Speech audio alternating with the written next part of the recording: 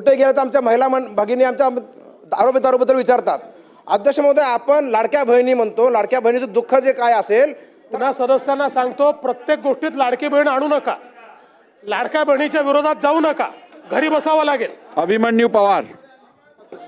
अध्यक्ष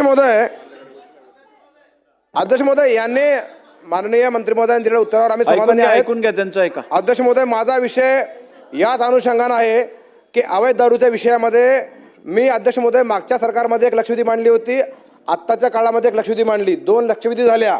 आपल्या दालनामध्ये 6 फेब्रुवारी 23ला, 23 जानेवारी 25ला, 14 जुलै 25ला 3 बैठका झाल्या अध्यक्ष महोदय।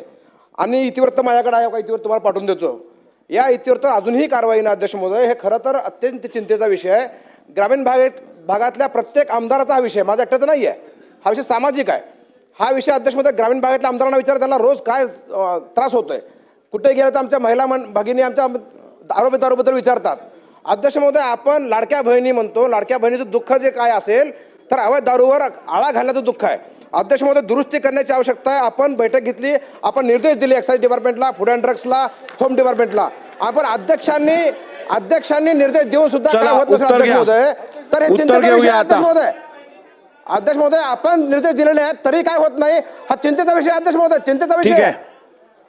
महोदय, पुन्हा सदस्यांना सांगतो, प्रत्येक गोष्टीत लाडकी बहीण आणू नका, लाडक्या बहिणीच्या विरोधात जाऊ नका, घरी बसावं लागेल।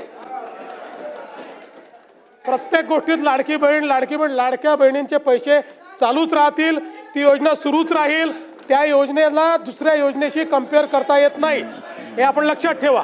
दुसरं, माननीय अध्यक्ष महोदय, आपण जर काही निर्देश दिले असतील आणि त्याची अंमलबजावणी झाली नसेल तर तात्काळ ती करण्यात येईल। ठीक आहे।